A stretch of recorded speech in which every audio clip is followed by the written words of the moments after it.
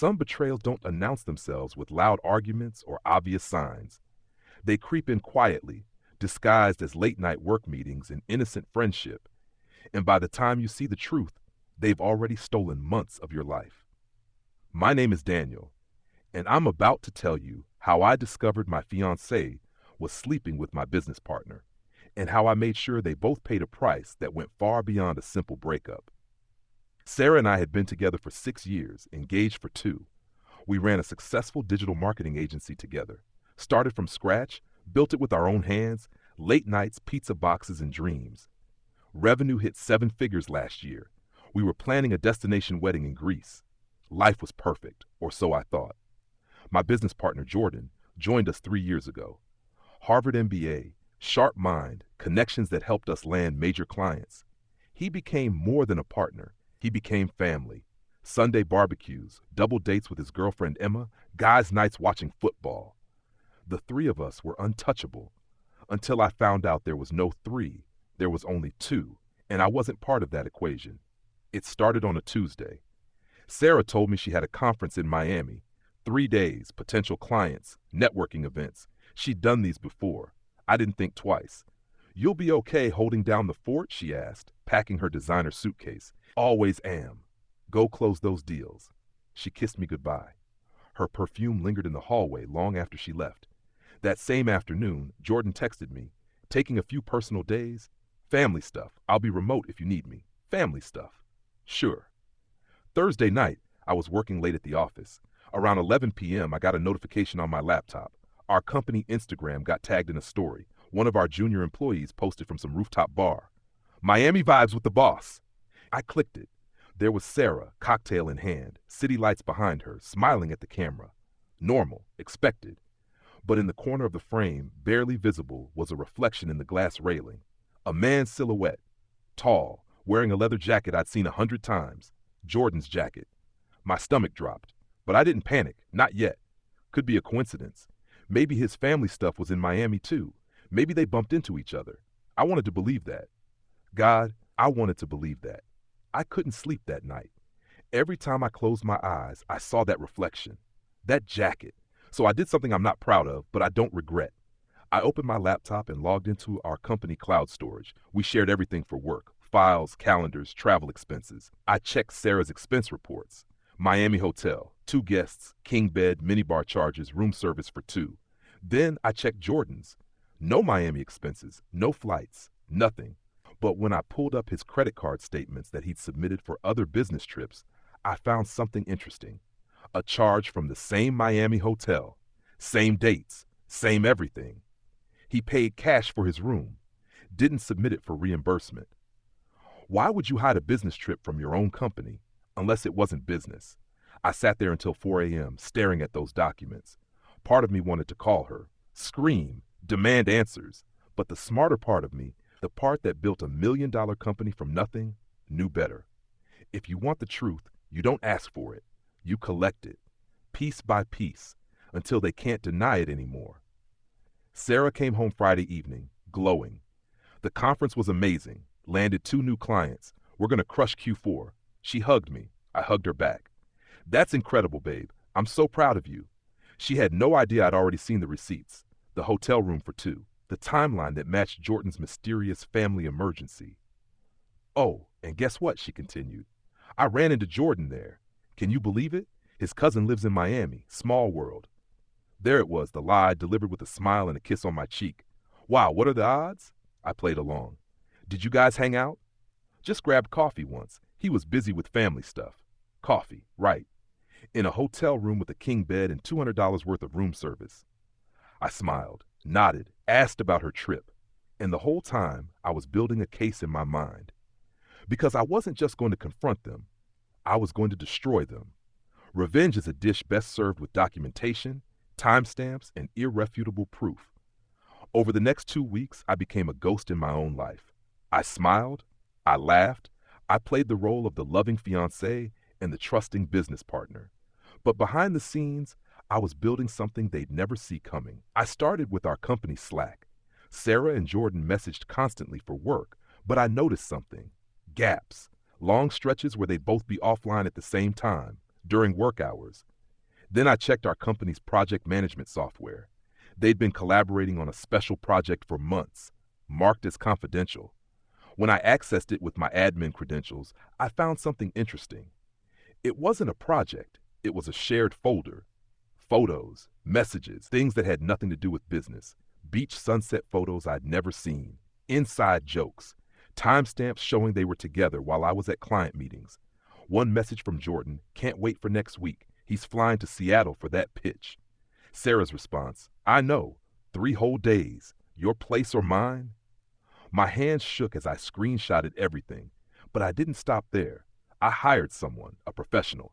I gave him one job, follow them, document everything. I need proof that holds up anywhere. Cost me $5,000, worth every penny. Within a week I had photos. Sarah and Jordan having dinner at a restaurant across town, holding hands, kissing in his car, entering his apartment together at 11 p.m. on a Tuesday, her not leaving until 6 a.m. The investigator even got hotel receipts, 4 different hotels over 6 weeks. Always the same pattern, they'd book separate rooms but only use one. Here's where it got interesting. As CEO, I had access to everything, and when I dug deeper, I found something I wasn't expecting. Jordan had been skimming, small amounts at first, redirecting client payments to a separate account, fake vendor invoices. Over the past year, he'd stolen $87,000 from our company. And Sarah? She'd been signing off on those expenses. She knew she was helping him. They weren't just having an affair, they were robbing me blind. I copied every transaction, every forged signature, every fake invoice, and I smiled. Because now this wasn't just about a broken heart. This was about fraud, embezzlement, prison time. You know what I didn't do? I didn't confront them. I didn't scream or throw things or demand an explanation. I played it cool, business as usual. I even suggested we all grab dinner that Friday. You two have been working so hard, I told them at the office. Let's celebrate. I'm thinking that new steakhouse downtown, my treat. Sarah looked at Jordan. Jordan looked at Sarah. For a split second, I saw the panic in their eyes. But then Sarah smiled. That sounds perfect, babe. Jordan nodded. Yeah, man, sounds great. They had no idea that dinner would be the last meal they'd ever have as free people. The steakhouse was perfect, expensive, elegant, private corner booth with mood lighting, the kind of place where you celebrate success, or in my case, where you watch your enemies squirm. I got there early, told the waiter I had a special surprise planned, slipped him a $100 bill. When I give you the signal, I need you to bring out a bottle of champagne and 3 envelopes. Don't ask questions. Just trust me. He looked confused but nodded. Sarah and Jordan arrived together. We carpooled, Sarah explained. Save the planet, right? Right. Or maybe because Jordan's car was already at her apartment from last night. We ordered drinks, made small talk, laughed about a difficult client. Everything felt normal, easy. Then I raised my glass. I want to make a toast, I said, to the 2 people I trusted most in this world, the people who helped me build everything I have. They clinked glasses with me. Sarah even squeezed my hand. You guys are my family, I continued, and family should always be honest with each other. Wouldn't you agree? Sarah nodded. Of course. Jordan shifted in his seat. Absolutely, man. That's when I gave the waiter the signal. He brought out the champagne and 3 sealed envelopes on a silver tray. What's this? Sarah asked, smiling. Open them, I said calmly. Sarah opened hers first. I watched her face change. The smile faded. Color drained. Her hand started shaking. Inside was a printed photo. Her and Jordan, kissing outside his apartment. Timestamp 3 days ago. Jordan opened his. Hotel receipt. Their names. Same room. Then he opened the second page. Bank statements showing every dollar he'd stolen. He looked up at me. Daniel, I can explain. No. I cut him off. You can't, because I have 47 photos, 200 text messages, surveillance footage, and forensic accounting that proves you've been stealing from me for a year while sleeping with my fiancée.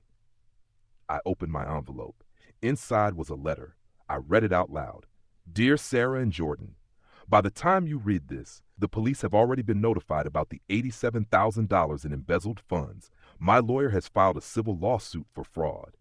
And Sarah, our engagement is over. The ring you're wearing? It was my grandmother's. I want it back tonight. Sarah started crying. Daniel, please, I'm not done. I kept reading. Jordan, as of 5 p.m. today, you're fired.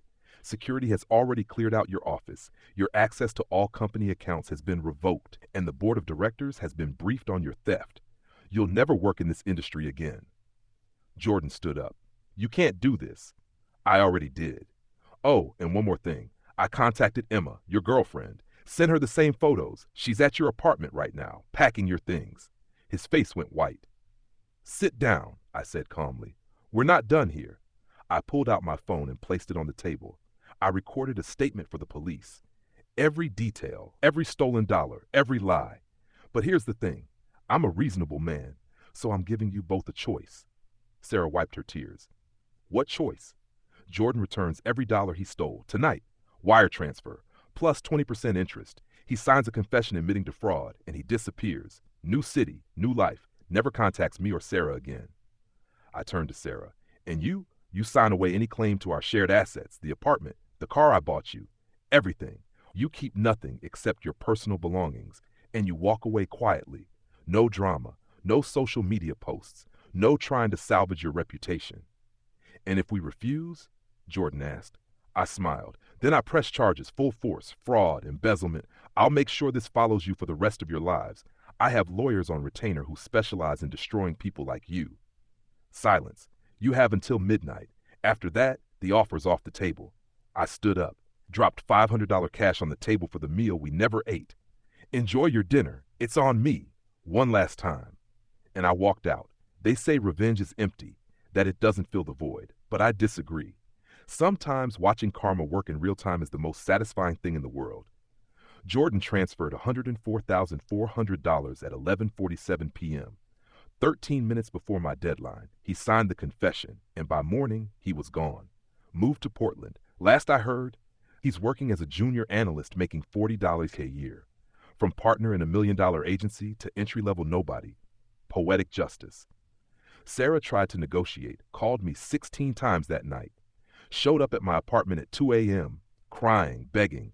I made a mistake. I love you. We can fix this. I didn't even open the door. You have until noon to sign. After that, I'm posting everything online. Every photo, every message, every lie. Your family will see it. Your friends, future employers, everyone. She signed at 11:30 a.m. With Jordan gone, I restructured the company, promoted 2 talented junior employees, brought in a new partner, someone trustworthy, someone with integrity. Revenue didn't drop. It increased. Turns out, we didn't need a thief on the team. I also sent an anonymous tip to the IRS about Jordan's stolen money. Let's just say his tax problems are just beginning. I didn't have to destroy Sarah's reputation. She did it herself. Within weeks, people started asking questions. Where's Sarah?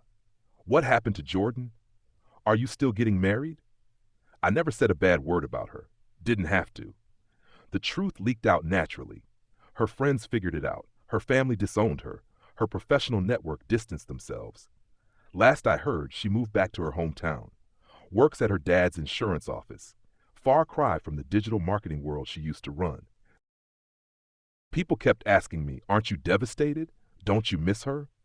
Honestly, no. Because here's what I learned. You can't miss someone who never really existed. The Sarah I loved was a lie.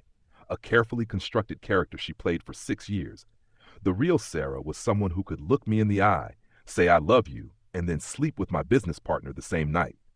I don't miss lies. I miss the illusion. And illusions fade fast when you see the truth. 6 months passed. I dated a little. Nothing serious. Focused on myself. Therapy helped. So did boxing. Turns out, punching a heavy bag is great for working through betrayal. Then one random Tuesday I got an email. Subject, I'm sorry, doesn't cover it. From Sarah. I almost deleted it, but curiosity got the better of me. Daniel, I know you probably won't read this. I don't blame you, but I need to say it anyway. You were right about everything. Jordan and I imploded within a month. Turns out, when you build a relationship on lies and betrayal, it doesn't exactly have a strong foundation. Who knew? He blamed me for everything. Said I seduced him, that it was my idea to steal from the company. Funny how quickly people turn on each other when consequences show up.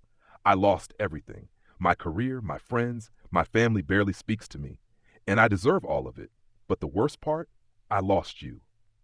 The one person who actually loved me, who believed in me, Who built a life with me?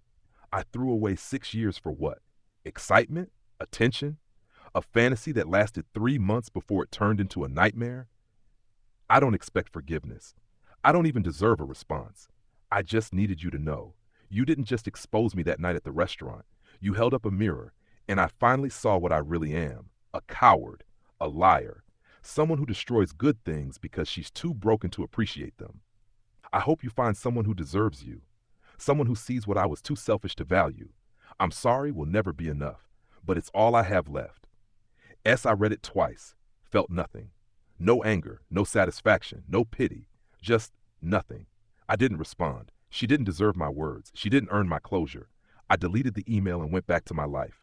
2 years later, I was at a coffee shop, new city, fresh start. I'd sold the company for a substantial profit and moved to Austin to start a new venture. I was reading a book when I heard a familiar voice ordering at the counter.